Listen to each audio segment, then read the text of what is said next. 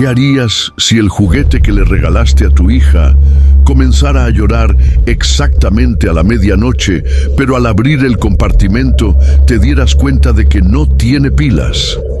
El verdadero horror no fue escuchar ese llanto artificial en la oscuridad de la bodega, sino el día en que su última dueña la devolvió temblando, asegurando que el pedazo de plástico la había mirado fijamente para susurrarle: «Tú no eres mi mamá». Esta es la historia de una mercancía maldita que se negó a ser vendida.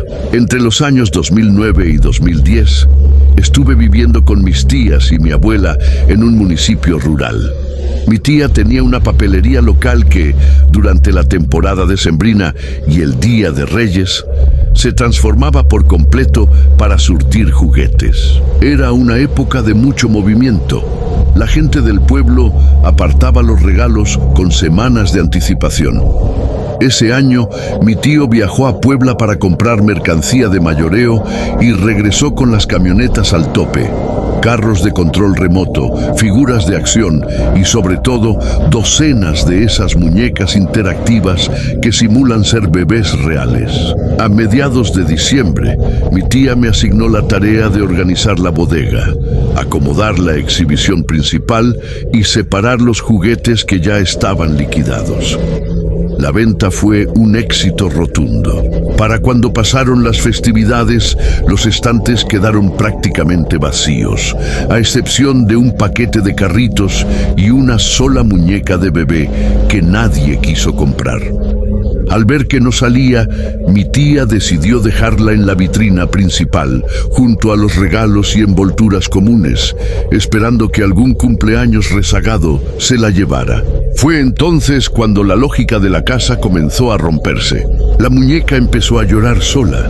Lo perturbador no era solo el mecanismo activándose sin que nadie lo tocara, sino la inquietante precisión horaria que tenía. El llanto agudo y sintético se disparaba exactamente a las 12 del día y a las 12 de la medianoche. Parecía un despertador maldito. Al principio, pensamos que la vibración de los camiones en la calle o algún falso circuito activaba el sensor de movimiento. Pero tras varios días de escuchar el berrinche en mitad de la noche, el ambiente familiar se tornó tenso. Una noche, mientras la familia veía la telenovela en la sala, el llanto de la vitrina volvió a rasgar el silencio de las 12. Harto del ruido constante, mi tía exclamó con fastidio que ya no soportaba a la criatura. Mi tío, buscando una solución pragmática, le sugirió que le quitara las baterías, argumentando que tal vez el óxido estaba haciendo un falso contacto en la placa interna. Mi tía abrió el compartimento trasero con un destornillador, retiró las 3 pilas AA, dejó el espacio completamente vacío y volvió a colocar la tapa de plástico. El alivio duró muy poco. A la medianoche siguiente, con el compartimento de energía completamente vacío, la muñeca volvió a llorar. El sonido ya no se escuchaba igual. El llanto se percibía un poco más lento, distorsionado, como si la garganta de plástico hiciera un esfuerzo antinatural por imitar la voz de un recién nacido. Presa del pánico, mi tía sacó el juguete de la vitrina y lo arrastró hasta el fondo de la bodega trasera. Fue un error.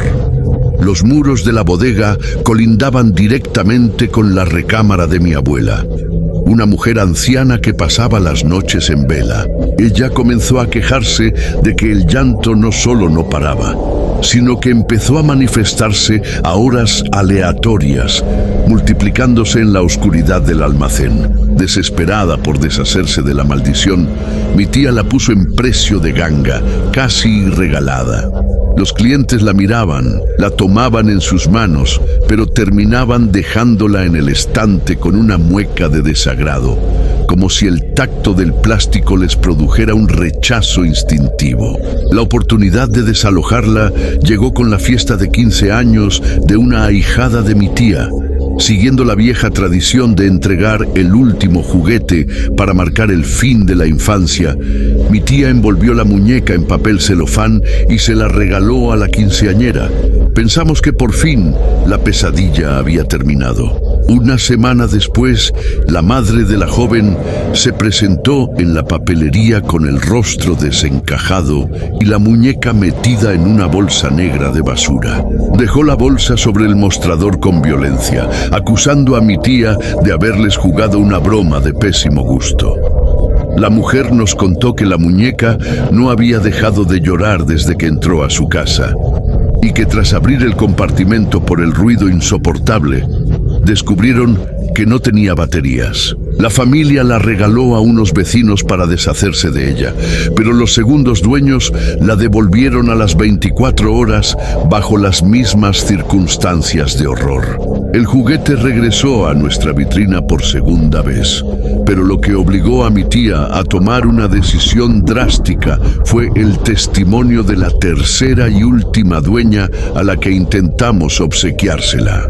La mujer nos buscó temblando, afirmando que una noche, mientras intentaba acomodar el juguete en una repisa para que dejara de emitir ese llanto ahogado, la cabeza de la muñeca giró levemente hacia ella.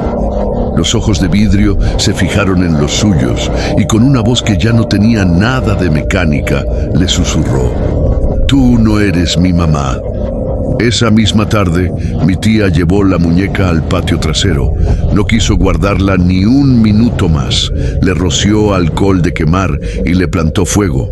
El plástico tardó horas en consumirse, emitiendo un humo negro y denso que olía a azufre y a carne quemada, mientras las facciones del bebé se derretían en una mueca que parecía sonreírnos desde las llamas. Hoy en día, la papelería sigue funcionando y los juguetes nuevos entran cada diciembre.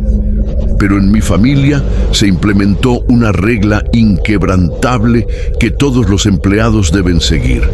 Antes de subir cualquier juguete a los estantes de venta, lo primero que se hace es abrir la caja y confirmar que no tenga una sola gota de vida propia en su interior.